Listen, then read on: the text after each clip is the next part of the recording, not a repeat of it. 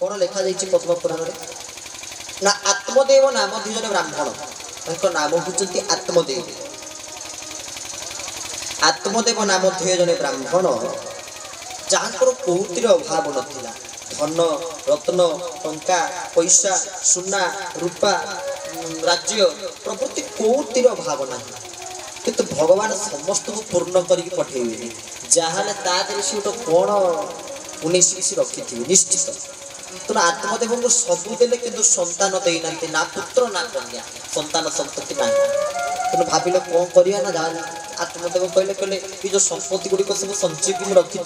ये किए उपभोग कर मोर पीढ़ी भोग करेंगे किंतु मोर तो ना पिला छुआ किए अच्छे तेणु मुझे कौन करी तापेक्षा जाऊँगी आत्महत्या करदेवी अनेक लोक तो बर्तमान समस्ते गोटे भल राह पाई कौन ना जा टी असुविधा हम सीधा छात्र ही पड़े ना पुटे ही पड़े आत्महत्या कर आत्मार हत्या हुए ताले गीता कौन भूल गीतारे भगवान कृष्ण कहले नैनंग छिदन्ति शस्त्राणि नैनंग दहति पावकः न चैन क्लदन्तव्यो नो ससेति मारुतः अरे आत्मा को अस्त्र द्वारा काटी हब नहीं पवन द्वारा उड़े हब नहीं जल द्वारा बुड़े हब नहीं ता आत्मा तार हत्या पुणी केमिति आत्मार हत्या हो पार ना आत्मा सी जी न जायते मिलते कदाचित जार जन्म न थाए कि जार मृत्यु न थाए बोली गीतार द्वितीय अध्याय सांख्य जोगरे कहुई ता तो हूँ आत्मा ना तार हत्या केमिति हम आत्मदेव तुंगभद्रा नदी पर आज नई टे पड़े बाबा दी आसी पहुँचली साधु आसी पहुँचली कहले कौन कर आज्ञा बंचिक लाभ कौन आ बंचिक किसी लाभ ना अपेक्षा जाऊँ नई की डेई पड़ी नई की डेक आत्महत्या करदेवी ना कौन पे आत्महत्या ना आज्ञा मो राज्यर मो निजे राजा कौतिर प्रभु अभाव करना किंतु संतान संतति ना राजा किए हम या संभाल किए ये दायित्व को ग्रहण कर किए साधु कहला टिके कथार तुम जाऊच आरे पिला हेनी बोली गोटे दुख पिला हो सारा पर 1000 दुख ना कौन ना के जन्म हम तो ना कौन देवी बबुलू टेबुलू सिबुलू काबुलू कौन ता ना देवी इटू मिटू चिटू बिस्कुटू कौन ता नाटा मु देवी सी जन्म हम तो कौ स्कूल रे पाठ पढ़ी सी जन्म हम तो बड़ हम तो धीरे धीरे बयस बढ़ तो चाकरी बाकरी कर बासा हम तापर अनेब कि अनेबनी कौन किसी कहीहब भारी दुख हम तो जन्म होनी बोली गोटे दुख जन्म हो सारापर केते चिंता मुंडे आस तेणु भल ठाकुर जहाँ करती पारे मंगल ना आप मत बुझातुनि आज्ञा जदि किसी मत किसी उपाय बताऊँ जमी मु संतान पाइपर जब तार किसी उपाय मार्ग अच्छे तो मत बताते मत आप निराश कहीं कर दूसरी ना हाँ ठीक अच्छे गोटे कम कर साधु गोटे फल देले कहले फल को नहीं ये फल को खाइब तमें खाइबन तुम पत्नी धुंदुली को दब कारण पत्नी को ना था आत्मदेव पत्नी को नाम था धुंदुली धुंदुली को लेकिन फलटी दे धुंदुली एपटे भावुं कौन ना मु संतान जन्म करी कौन ना 10 मास 10 दिन गर्भपीड़ा किए सह किए एत कष्ट मोर पाइब मु गर्भपीड़ा सह्य कर आत्मदेव आसी पहुँची गले घरे खुशी रे धुंदुली को डाकिले प्रिय धुंदुली कुआड़े गल धुंदुली आसी पहुँची गले कहले आपणकर डाकरा पहला आसिले आज्ञा स्वामी कहले हाँ मुझे डाकुती जे ये फलटा को रख ये फल को तुम खाइब ना खाइले कौन हम ना गोटे भल संतान टे हम धुंदुली डरीगले कहले मुझे जोटा चाहू नी प्रभु से करेंगे मुझ जमा ए फल खाइबी तेणु स्वामी की बुझेदेले कहले हूँ ठीक अच्छे आज रातिटा पाऊ काली सकाल मुझे उठे ठाकुर पूजा टे कर सारे ठाकुर भोग लगे सारा पर जाकि खाइबी ना हो ये बुझीगले आत्मदेव बुझीगले सकाल है ये चिंता कर फलटा खाए जब मोर संतान न हो तेज एपटे मो स्वामी मन दुख करेंगे तेणु एपटे जब खाई दूसरी तार 10 मास 10 दिन मत गर्भपीड़ा भी सहियापी पड़ो कौन करी यही समय बड़ भौणी आसी पहुँची जी कि गर्भवती था पेटर पिलाटी अच्छी पैसा द्वारा तो सब संभव कहले मुझे तो किसी पैसा देदेवी तोर तेरे पिलाटी जन्म हम तो ताकू मत देदेबू केते पैसा दरकार तो ना हाँ ये दरकार देदेले जी दरकार पैसा देदेले ताठू पिलाटी को नहीं आसिले से दिन पर्यंत पेटर लुगा डाकिले जमी समस्त जानते जे गर्भवती हो ता सहित पिलाटी जन्म होती तो ताकू आन ता ना देले कौन ना धुंदुकारी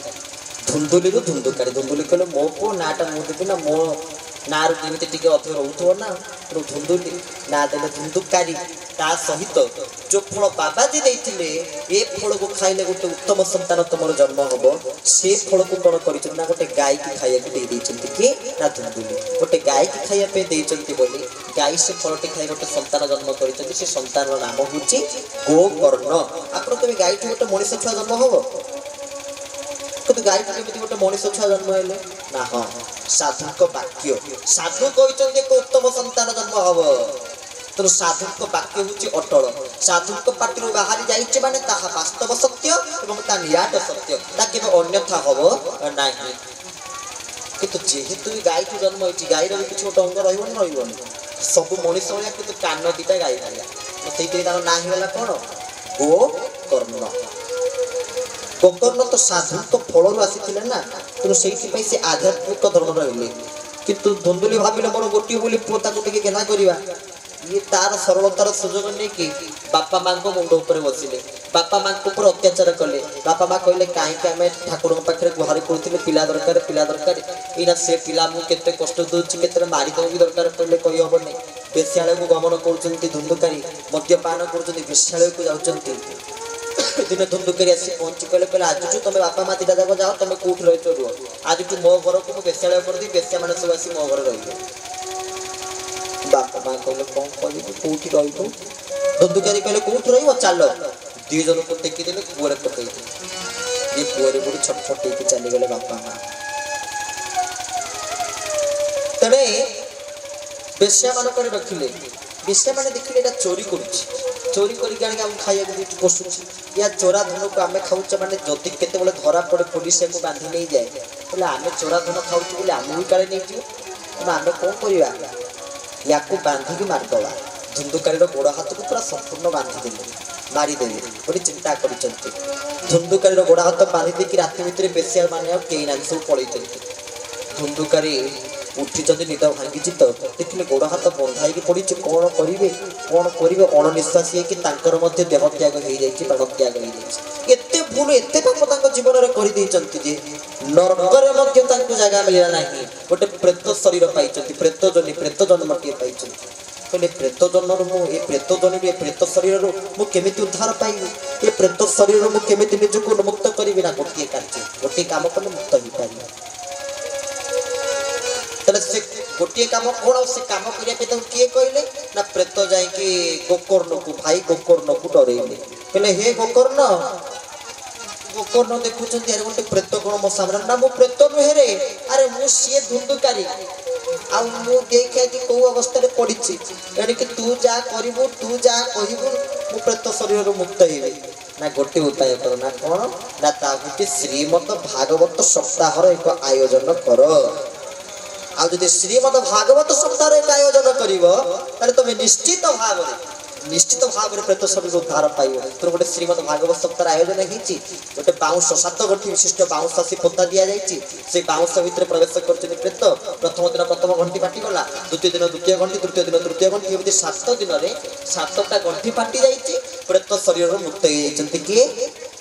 ନା ଧୁନ୍ଦୁକାରୀ ବୋଲେ ଶ୍ରୀମଦ ଭାଗବତ ଭଗବାନ କି ଜୟ।